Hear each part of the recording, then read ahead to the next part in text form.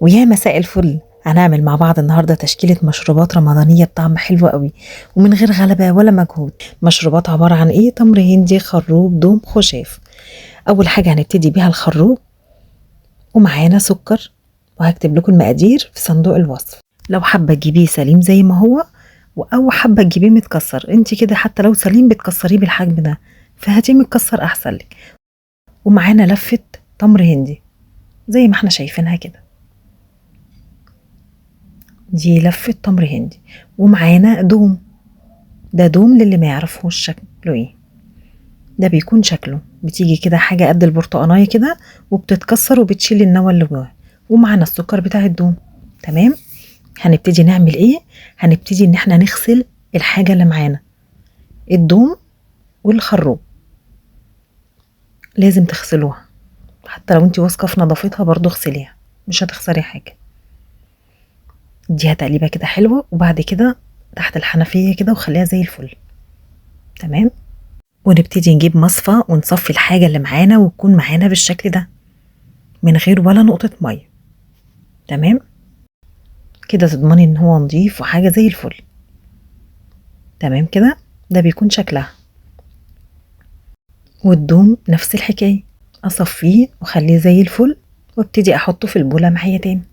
وحاولي وانتي بتجيبي الدوم ما تجيبوش المتكسر الناعم قوي عشان ما ينزلش في المصفى، وده يكون شكله بعد ما اتغسل. التمر هندي بقى، يلا بينا نفتح الغلاف بتاعه، وده بيكون شكله. نبتدي نعمل ايه؟ هنبتدي ان احنا نقطعها حتت صغيرة كده ونحطها في البولة. بتلاقي فيه بذر كده صغير، ده احنا هنستغنى عنه، بس هنبتدي واحدة واحدة نقول الطريقة ازاي. هنبتدي ان احنا نحط عليها مية من الحنفية عادي، مش سخنة خالص، مية من الحنفية زي ما احنا شايفين كده. وبعدها على طول نبتدي نغلفها، نسيبها بقى يوم كامل، نسيبها 12 ساعة على الأقل، ويكون معانا بالشكل ده. حطيها في التلاجة. تمام. يلا بقى نبتدي نجيب حلة على النار ونحط فيها نص كوباية سكر ومقدار الخروب معانا، وننزله نديله تشويحة حلوة قوي لحد ما يبقى لونه زي لون الكراميل كده. تمام. ما تنزليش السكر الأول وبعد كده الخروب، خليهم الاتنين مع بعض عشان يدي النكهة بتاعته والطعم بتاعه الحلو. بعدها على طول أول ما يبتدي باللون الكراميل اللي احنا قلنا عليه، نبتدي ننزل بمية مغلية. والسكر ده اختياري انتي وراحتك، يعني عايزة سكر أكتر من اللي أنا قلت عليه تمام، عايزة أقل تمام، عايزة ما تحطيش خالص انتي وراحتك. تمام كده.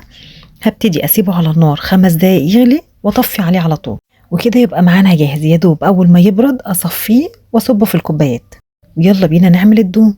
نجيب حلة فاضية نحط فيها مقدار السكر اللي معانا، وبعدها على طول أنزل بالدوم المغسول ومتصفي حلو قوي، وابتدي أديله تقليبة حلوة قوي زي ما احنا شايفينه كده. تمام. وابتدي أسيبه على النار لحد لونه بالشكل اللي احنا شايفينه ده، وبعدها على طول ابتدي انزل بالميه المغليه. ما تسيبيهوش على النار لحد ما لونه يغمق اكتر من اللون ده، ده اللون الكراميل اللي احنا بنقول عليه، من غير مراره ومن غير اي حاجه. نبتدي ننزل بشويه ميه صغيرين، شويه في الاول كده عشان ما يلسعكيش، وبعدين ابتدي اكمل باقي الميه زي ما احنا شايفين كده، واحده واحده. اهم حاجه الميه تكون مغليه معايا عشان السكر اللي فيها ممكن يقفش معاكي. تمام. وبياخد وقت شويه، وبرضو بسيبه 5 دقايق على النار، وبعدها على طول ببتدي ان انا اغطي الحلة واطفي النار. 5 دقايق بالظبط على النار، واطفي على طول واسيبها لحد ما تهدى. تمام زي ما احنا شايفينه كده. ويا دوب اول ما يبرد معانا ابتدي ان انا اصفيه واصبه على طول في الكوبايات. يلا بينا ندخل في الخشاف. معانا قراصية، جوز الهند، تين مجفف، زبيب، البلح بيكون ناشف بالشكل ده مغسول حلو قوي، ومعانا شوية سوداني. طبعا عايزه تستغني عن اي حاجه من اللي احنا قلنا عليها دي. تمام. عايزين نكسر البلح بقى، هنعمل فيه ايه؟ هنبتدي نجيب كيسه ونحط كميه البلح اللي احنا عايزينها، ونبتدي نكسرها بالشكل ده. اهم حاجه تغسلوا البلح الاول. وهاتي بقى اي حاجه كسري بيها، الهون، المدق بتاع البفتيك، مثلا الشاكوش، اي حاجه اي حاجه تصرفي ويكون معانا بالشكل ده. يلا بينا ننزلها في البوله. ما تنسيش البذر، اهم حاجه البذر يطلع. بيكون معانا كده بيتكسر حلو وسهل قوي، تقدري تتحكمي في كميه كبيره في وقت قصير قوي، وسهل ان انت تنقي البذر فيها، مش صعب يعني. وبعدها على طول ابتدي اجيب شويه ميه، عايزه ان انا البلحه اللي معايا تطرى شويه، طبعا هي البلحه ناشفه. تمام، بديها حوالي نص ساعه كده تطرى كده ولا حاجه على جنب. ويلا بينا نجهز باقي الحاجات، المكونات اللي معانا. هنبتدي نحط في بوله كده السوداني اللي معانا، معلقه او معلقتين جوز الهند، طبعا تقدري تستغني عن اي حاجه او تزودي اي حاجه. وبرضو لو عندك مشمشيه حطي فيها، قطعيها حتت صغيره برضو حطيها. نبتدي نحط شويه زبيب. احلى حاجه في الخشاف ان هي كوبايه مشبعه من كل حاجه، يعني بتشربي واحده من دي خلاص انت مش عايزه حاجه طول اليوم. نبتدي نجيب المقص ونقص البوز بتاع التين، بيبقى زي عنقود كده فيها، بنشيلها تبقى ناشفه ملهاش لازمه، ونقصقص التين بالشكل ده عشان تبقى صغيره على بقنا. تمام، الكميه اللي انت عايزاها، اهم حاجه ما تنسيش العنقوده اللي بتبقى فوق.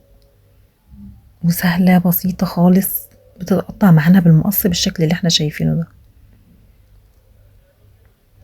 تمام، ونبتدي نعمل في القراصية نفس اللي احنا عملناه في التين، بس القراصية بتبقى فيها بذرة صغيرة من جواها، خلي بالكم منها. تمام، نبتدي نقصقصها زي ما احنا شايفين كده بالشكل ده. هعمل بس واحدة كمان وكده تبقى زي الفل. يلا نديلها تقليبة حلوة، وكده الخشاف معانا جاهز. يبقى كده الخشاف عبارة عن ايه؟ عبارة عن زبيب سوداني، جوز الهند، تين مجفف، قراصية، والبلح اللي معانا، طبعا من غير سكر لان كل الحاجات اللي فيها دي سكر طبيعي فملهاش لازمة، كمية سكريات فيها رهيبة طبعا، ما تكتروش منها. ونديها تقليبة حلوة قوي، ولو احتاجت مية كمان ابتدي ان انا ازود لها، يعني الكمية اللي احنا عملناها دي بتكفي حوالي 4 كوبايات، وطبعا بنزود لها مية لما بنصب الكوبايات، زود لها مية زي ما انت عايزة. التمر هندي بقى بعد ما عدينا 12 ساعة هنبتدي نفتح عليها ونشوفها هتبقى عاملة ازاي. كانت الاول ناشفة قوي واحنا بنقطعها، كل ما بتسيبيها اطول في المية كل ما بتطرى.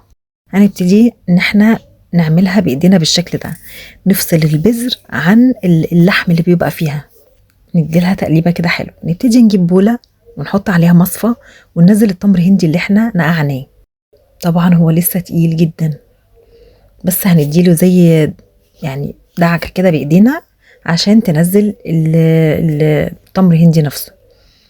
وواحدة واحدة كده ببتدي انزل بالمية واحدة واحدة، وافضل اقلب فيها كده كويس جدا. هي هتاخد معاكي وقت شوية بس طعمها يستاهل ان انتي تتعبي عشانها. بعدها على طول ابتدي اجيب بولة جنبها واخد القلب اللي احنا طلعناه ده كله واحط عليه مية، طبعا لسه فيها تمر هندي لسه، يعني ما تقوليش هو اول دور كده وخلاص، لا، على قد ما تقدري طلعي كل الطعم اللي فيها. وابتدي اسيبها شوية برضو تتنقع كده، ممكن ساعة كمان كده ولا حاجة، تطلع كل العصارة اللي فيها بالشكل ده. شايفينها القلب اللي جواها كله زي ما يكون اتهرى عشان اتنقع حلو. وابتدي اصفيها تاني، ولو حسيت تاني لسه فيها تاني ابتدي احط ليها شوية مية واسيبها تاني على جنب. تمام، لحد ما احس ان البذر بقى لوحده.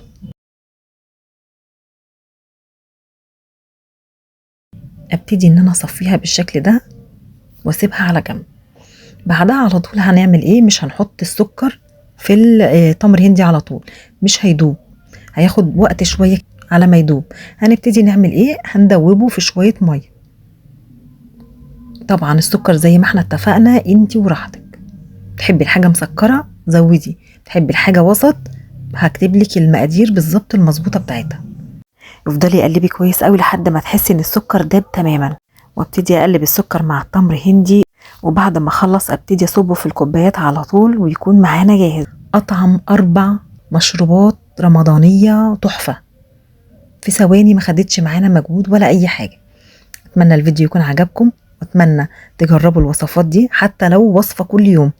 اتمنى تجربوها وصحة وعافية للي جربها، واتمنى اللي لسه ما اشتركش في القناة يشترك ويفعل زر الجرس عشان يوصل لكم كل جديد. وسلام.